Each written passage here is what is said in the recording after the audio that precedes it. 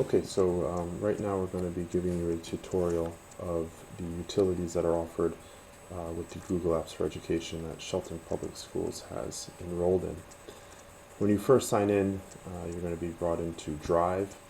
Drive is basically Microsoft Office with a managing file storage system, kind of like your hard drive, and also sharing capabilities, so in a sense kind of like email, all rolled into one. I'm going to be just doing a general overview with this tutorial. Another video will dive into Drive more deeply so you can see everything that you can do. Over here, so Drive this is kind of the basic um, user interface that you'll have. You have your create button, which is where you can create different Microsoft Office type files. You can upload files or folders from thumb drives or from your hard drive. And then you have your drive. And you can basically see when I click on it and expand here that it looks very similar to what you would see with Windows, where you can have files or in folders, and you can have folders within folders, and you can have folders within folders. And the little W here indicates that this has been uploaded Word file. It has not been converted to a Google Docs file. But if we go over here to something like this down here, you'll see that this symbol down here is indicating that this is actually a doc file and not a Microsoft Word file. So there's a little distinction there, and that'll come into play when we talk about what Drive can actually do. So your basic file system, and again we'll go more in detail later with Drive. Over here you can click on this and you have a quick panel to all of your different utilities that you now have access to. That would include Google+, which is the Google social network site. Yeah, this is my opinion, but I think originally thought of as Google's answer to Facebook, but it has since become kind of like Facebook plus LinkedIn.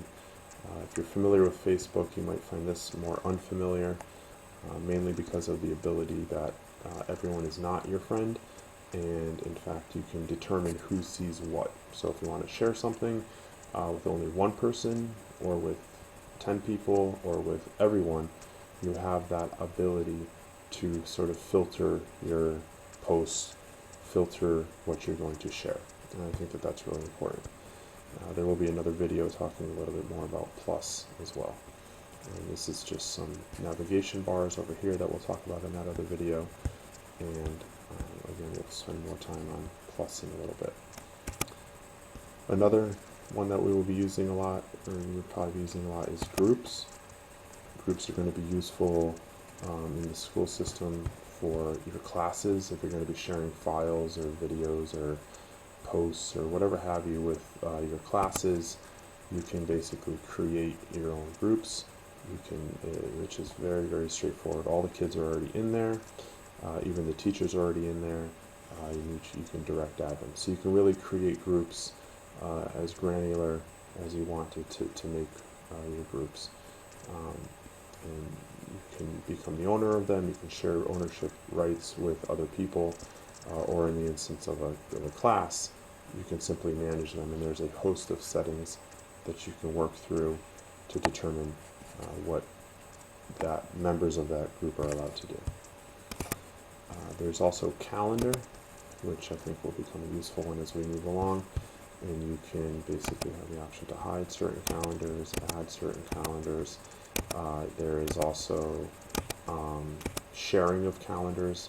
So if we have shared resources like laptop carts or computer rooms or things of that nature, we have the ability to create calendars for those things, share them with everybody are searchable, and then we can basically see those kind of resources for checking them out. And then the last thing that you want to look at is if you come in here and you scroll down to, you have access to any of these. You can feel free to play around with any of those, but I think that these four, Plus, Drive, Groups, and Calendar, are going to be the most utilized ones. But you can have Maps, YouTube, Offers, all these things. And then if we scroll down even farther from here, this is the difference between regular Google and Google Apps. there's a Google Apps for Education marketplace, which gives you access to specialized apps designed for education. And these are managed by our tech director, but you can feel free to search the marketplace, and if you find an app that you feel might be useful for you, you can let the tech director know, and he will work with you on trying to make that available. And some of these are really phenomenal already. Guru is one that I've been using a little bit as well. Lucid Chart is really good for Venn diagramming and things like that. G-Scholar is probably going to be really helpful for some of our high school students. And so basically those are the overview of the four main utilities that we get with becoming a Google Apps for Education school.